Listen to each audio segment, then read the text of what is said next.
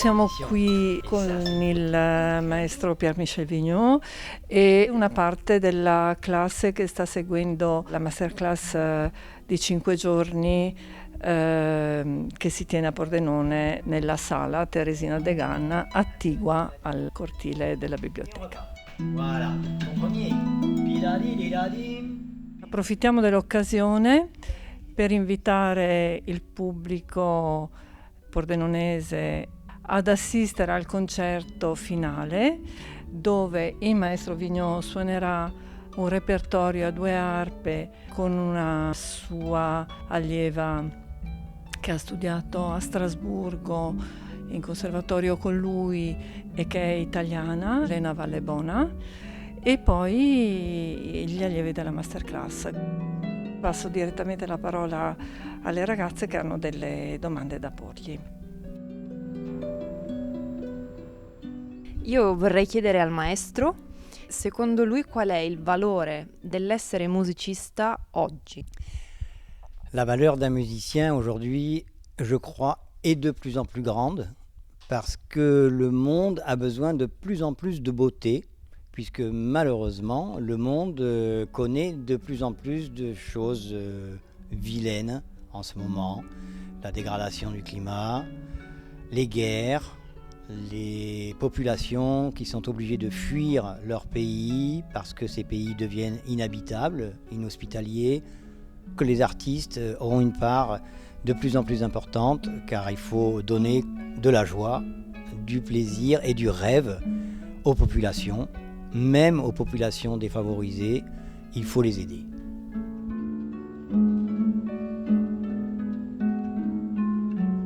Eh bien, donc c'est une grande joie et un honneur de venir participer à cette masterclass.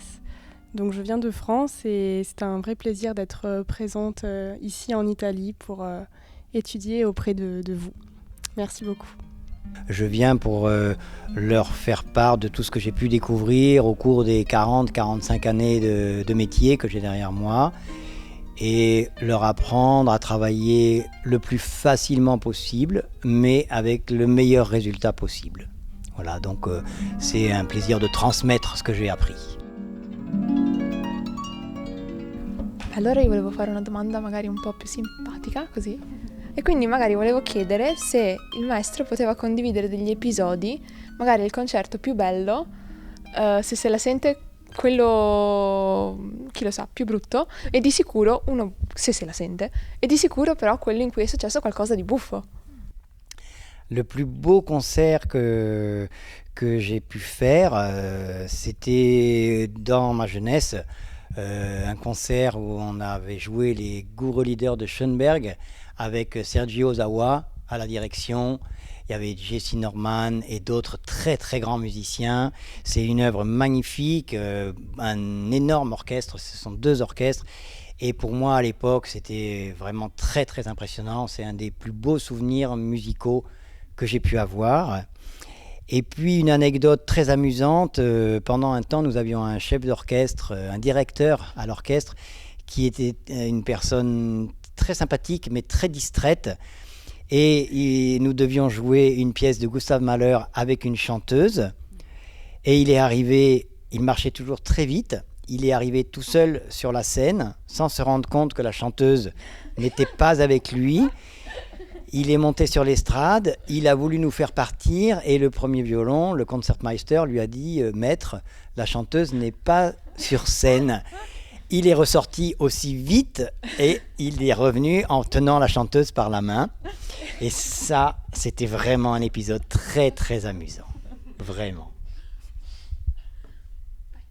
Io volevo chiederle come si è avvicinato all'arpa, che è la domanda più banale che ci possa essere, et quali sono secondo lei dei pregi che l'arpa ha rispetto a tutti gli altri strumenti. Ce qui m'a amené à faire de la harpe, c'est la beauté de l'instrument, la beauté esthétique avant même le son. Hein, je l'ai vu sur une scène, je faisais du piano, j'étais enfant et mes parents souhaitaient que je pratique un autre instrument parce que ils ont compris que je n'avais pas du tout envie de faire du piano, mais ils voulaient me faire faire de la musique. Et quand j'ai vu la harpe, j'ai trouvé que cet instrument était très beau et que j'aimerais bien pratiquer cet instrument, puisque de toute façon je devais faire de la musique. Et la harpe, c'est un instrument qui est un peu magique parce qu'on ne sait pas trop si c'est un instrument à vent ou à cordes. Quand nous faisons des glissandi, c'est un son très aquatique. Et dans l'orchestre, bien souvent, quand on cherche justement une sonorité un peu aquatique, c'est pour ça que les compositeurs comme Debussy, Ravel ont utilisé beaucoup cet instrument. Et ça apporte une couleur unique dans tout le panel des instruments de l'orchestre.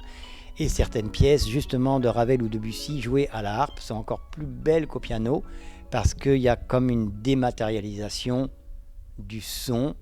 Il n'y a plus un marteau qui tape une corde, mais juste un doigt qui effleure la corde. Et ça, je trouve ça très très beau.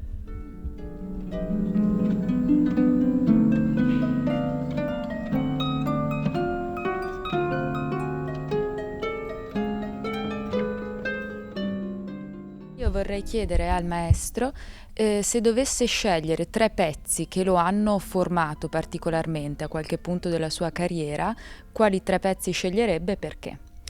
En effet, c'est difficile. Pour répondre si vite, c'est difficile. Il y a un très beau prélude pour la main gauche de Scriabine qui est magnifique. La musique de Scriabine, je l'aime beaucoup. Elle est très puissante, elle est très profonde, pas puissante en sonorité, mais en expressivité. Et faire ce prélude que avec la main gauche demande un grand travail technique qui est très formateur. Une autre très belle pièce que j'ai beaucoup aimée, qui m'a appris beaucoup de choses sur la harpe, c'est la Rhapsodie de Granjani. C'est la harpe telle que l'aiment beaucoup de personnes encore maintenant, la grande harpe romantique, avec des beaux accords, des glissandi, etc., etc. Et une autre pièce que j'ai beaucoup aimée, qui n'est pas facile à présenter au public, qui n'est pas facile à faire travailler, c'est une pièce de Ernst Krenek, un compositeur début du siècle dernier, qui est très austère, mais aussi une musique très puissante où il faut pouvoir dire des choses très belles à travers des harmonies difficiles parfois à entendre. Voilà.